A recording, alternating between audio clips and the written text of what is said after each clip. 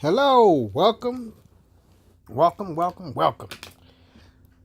topic for the day is to talk about one of the most beloved, most iconic superheroes in all of comic book history.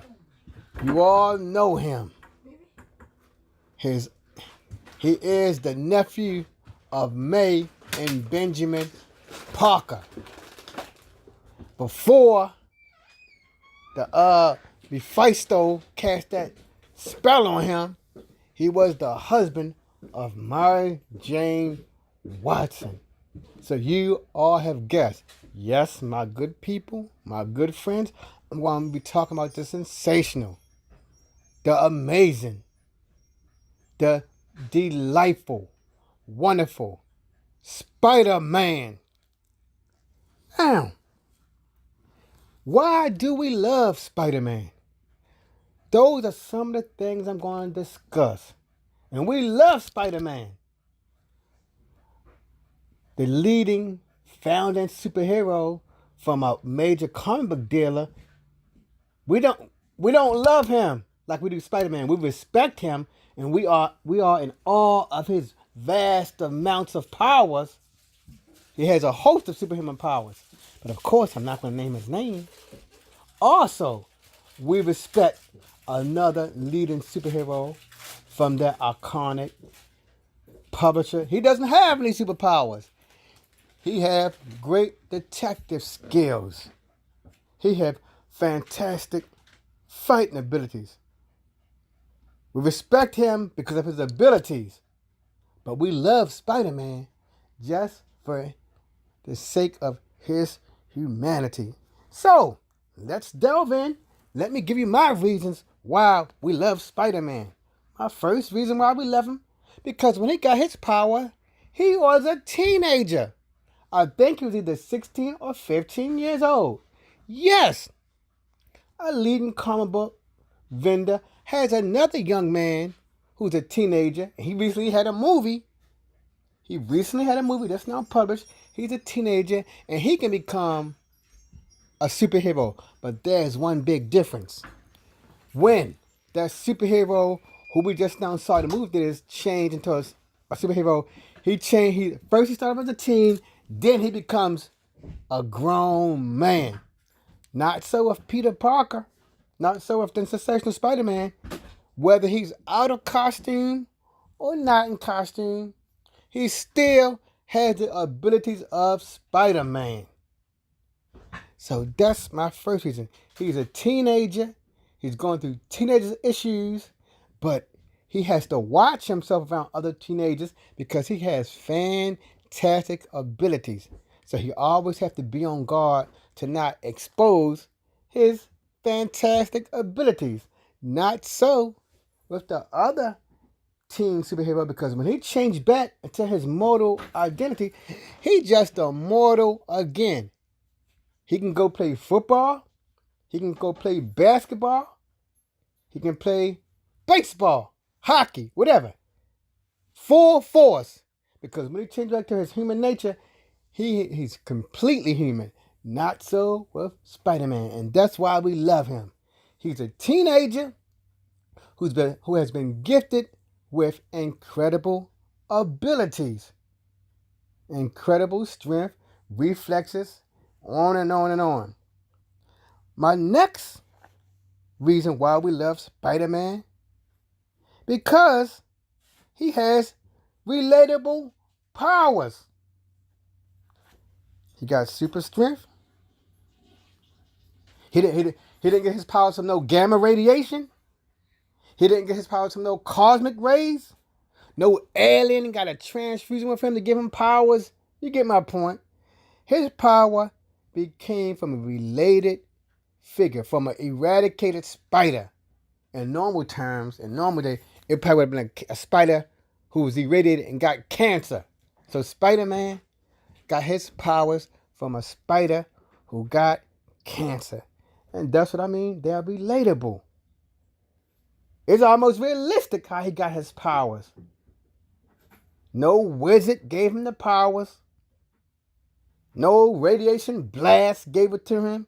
He got it from a unique method in comic book history.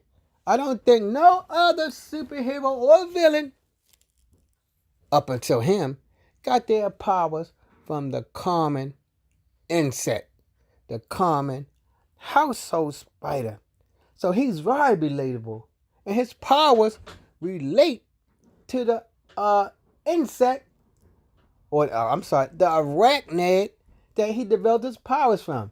Now, there's only one difference. He don't shoot spider webs from his butt, because I believe spiders shoot their webbing from their abdomen or their butt. It always comes from the rear. The web is never shot in front of their face. It's shot from the behind. So that's a difference. But he got this. Spiders, if you look at a spider run, it's quick. It's fast. And a lot of them got leaping abilities. And he almost got that spider sense. Because you know how insects and arachnids, they can attack when you ready to smash them. Before you get your hand on them, they gone. So, as I reiterated earlier, relatable powers. This the main thing we love about Spider-Man. He suffered from regular life issues. When he was in high school, he was being bullied. And if you ever been bullied, you can relate to this time period. Today we have anti-bullying things and our anti-bullying awareness in our school system. So he was bullied before and after he got his powers. He was bullied. So we can relate to that. When he left high school, he had to go find an apartment. And he didn't find no expensive New York or Queens apartment. No, my good friends, he had to live in an apartment building where there was probably prostitutes, drug addicts, etc. He lived in a rundown apartment. And I remember those apartments that he lived in when I was reading the comic books in the 80s. They was not all that fabulous. They was run down. He was in an apartment with the lady who had 5 kids. He was in an apartment building where there was the old couple. You get my point. Relatable. He had to pay rent.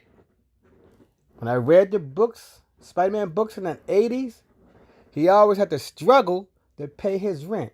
How many people do you know today we still got to struggle and scratch our head to go pay rent? We have to go begging people to give us some money. Now, I don't think he begged people for money because he went out there to take pictures of him as Spider-Man and that paid his rent. But he still owed the landlord back behind rent money. Next on down my list of life issues, he had family issues. Some of y'all can relate. He lost his parents when he was a young child. Unlike the competitors' iconic figure, his parents didn't get shot in front of his face. But he did lose his parents. And for many decades, they never revealed how his parents became deceased. That only happened within the last 10 or 15 years or so that they started digging up dirt on his father and his mother. But before that, he lost his parents, like many people have done today, lost their parents through some various issues. Then you have to go live with another relatives. In this case, he moved in with his Aunt May and Uncle Ben. I don't think he was a baby. I think he was like in a single-digit age numbers, like 5, 6, 7.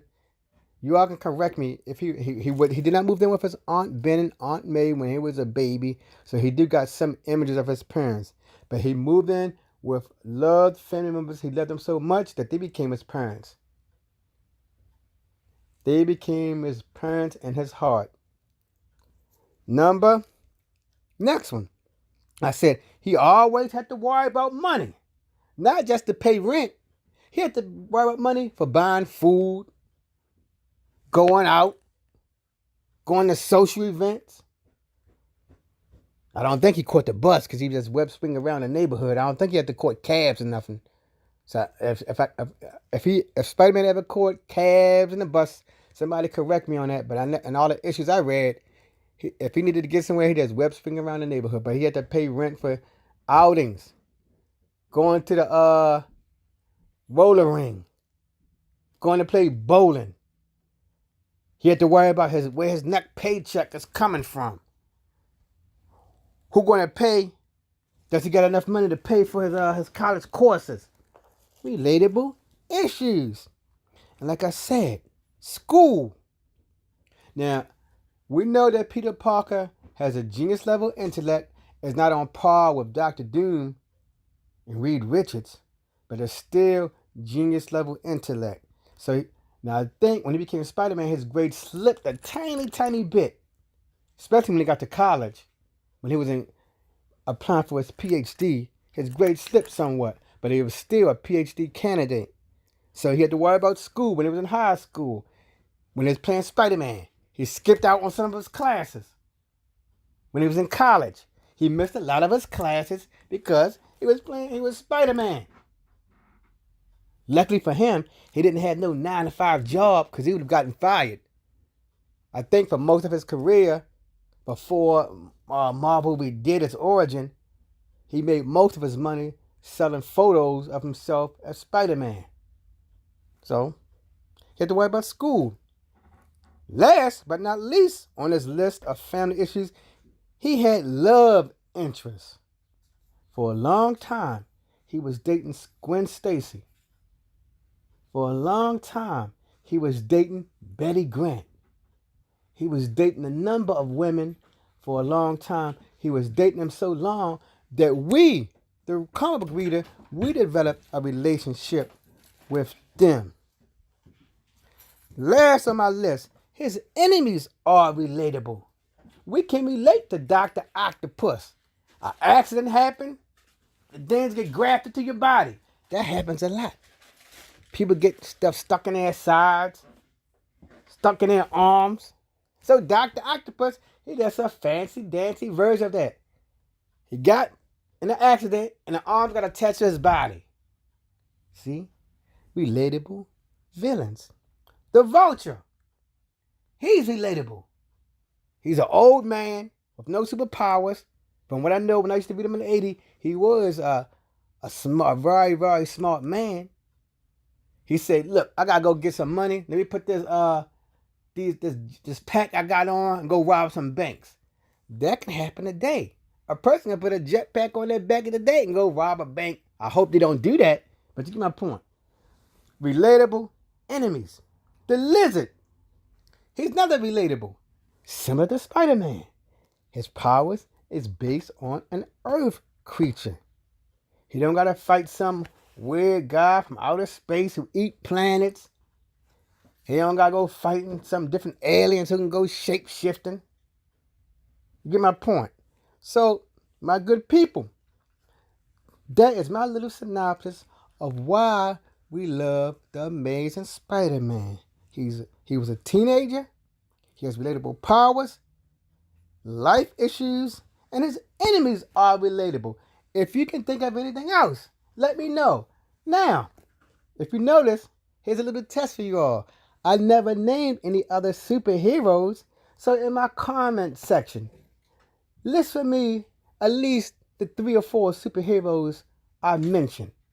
Some from the competitors' comic book company, and some from the comic book company that Spider-Man originated from.